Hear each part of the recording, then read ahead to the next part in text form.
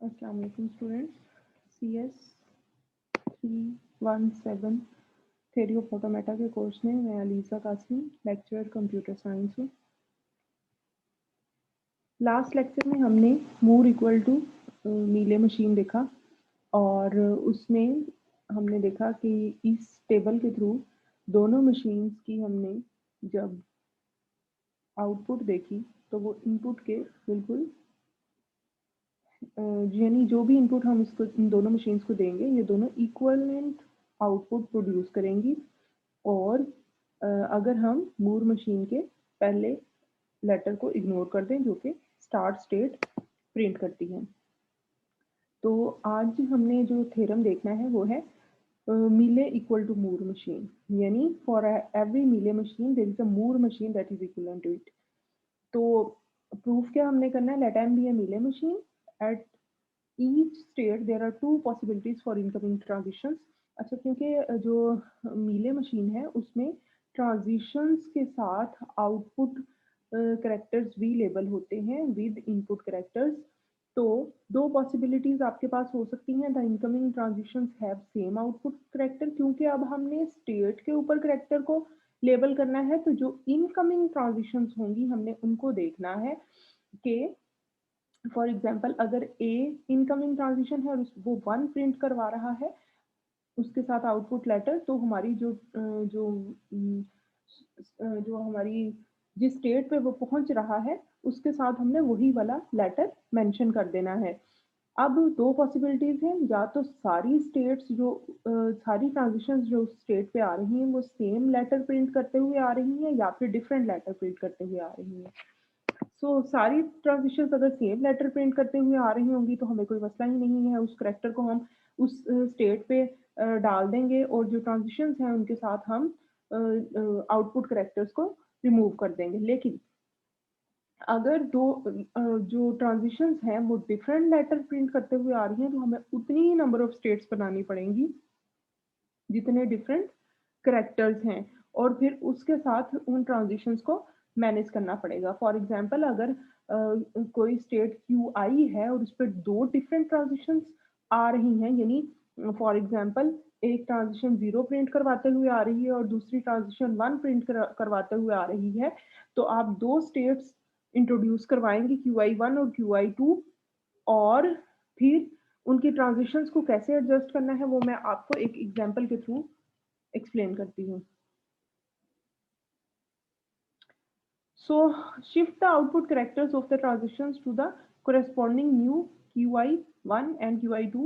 Moreover, these new states QI1 and QI2 should behave like QI1, QI as well. Continuing the process, the machine thus obtained will be a Moore machine equivalent to Miller machine. तो हम इसको It may be noted that if there is no incoming transition at certain state, then any of the output characters may be associated with that state। यानी कोई भी अगर incoming transition आपके पास किसी state में नहीं आ रही, लेकिन नीले मशीन की मूर मशीन की ये रिक्वायरमेंट है कि स्टेट के साथ कोई भी लेबल मेंशन होता है, तो आप कोई भी लेबल मेंशन कर दीजिए। जब उस स्टेट के ऊपर कोई ट्रांजिशन ही नहीं आ रही तो कोई भी लेबल हो वो कभी भी प्रिंट नहीं होगा।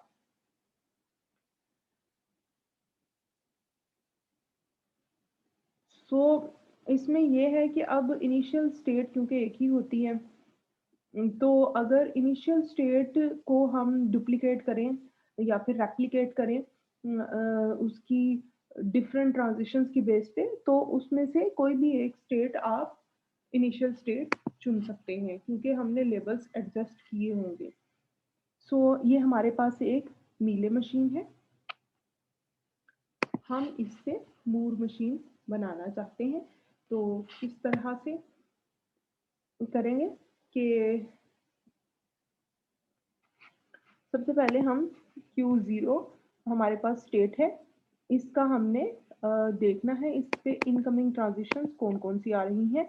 सिर्फ एक इनकमिंग ट्रांजिशन आ रही है B और /1, यानी B इनपुट पे आउटपुट आती है 1, तो हमने इस 1 को Q0 के साथ शिफ्ट कर देना है और B को सिर्फ यहाँ पे लेबल पे रहने देंगे। तो ये कुछ इस तरह की सिचुएशन बन जाएगी। नेक्स्ट Q1 में देखें, Q1 में एक ही इनकमिंग ट्रांजिशन आ रही है A/0 0 Q1 के साथ शिफ्ट कर देंगे और लेबल पे A रह जाएगा। उसके बाद Q3 पे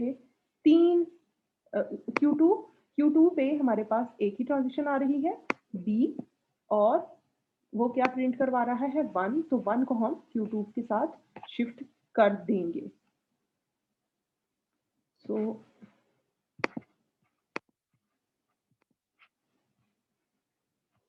उसके बाद Q3 में आपके पास 3 किस्म की इनकमिंग ट्रांजिशंस आ रही हैं। A और वो 0 प्रिंट करवा रहा है, B और वो 1 प्रिंट करवा रहा है, और B और वो 0 प्रिंट करवा रहा है।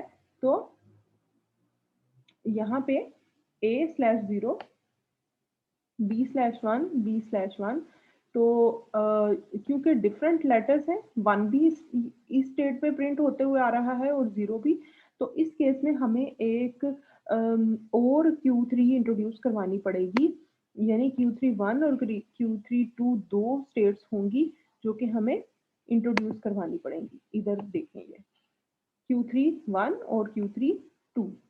अब एक Q3 जो है वो 1 प्रिंट करवाएगी और एक दूसरी Q3 जो है वो 0 प्रिंट करवाएगी। सिंपली आपने जो ट्रांजिशंस 1 वाली थी वो 1 वाली स्टेट पे मूव कर देनी है, और जो 2 वाली थी वो जो 0 वाली थी वो Q3 2 पे मूव कर देनी है।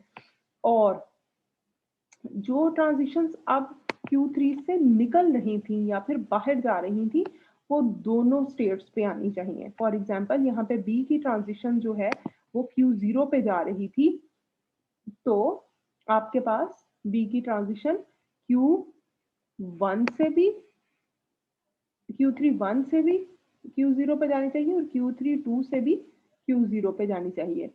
और दूसरी इसकी ट्रांजिशन कौन सी है जो इसके इनकमिंग है, वो है A/1, जो कि यानी Q3 पे आते हुए एक लूप है A का जो कि 1 प्रिंट करवाता है। तो हमारे पास Q3 1 वाली जो स्टेट है उसके ऊपर हमने एक लूप लगा दिया। इसके साथ ही हम एक और लूप टाइप चीज यहाँ पे लगाएंगे जो कि है Q3 2 से A आएगा तो हम Q3 1 पे जाएंगे, क्योंकि ये दोनों सेम ही स्टेट है। Q3 1 पे A आए या Q3 2 पे A आए, हमने जाना किस पे है, Q3 1 पे जाना है, क्योंकि A जो है वो 1 प्रिंट कर रहा था। तो यहाँ पे वही अगर इनपुट आप रन करेंगे A on the both machines, तो ये आपको सेम रिजल्ट्स देंगे। तो इग्नोर कर दें अगर आप मूर मशीन का लेटर फर्स्ट, तो दोनों मशीन जो है वो इक्वलेंट मशीन है। इसको होपफुली आप कैपेबल होंगे रन करने के। सो ये था Mealy machine equal to Moore machine.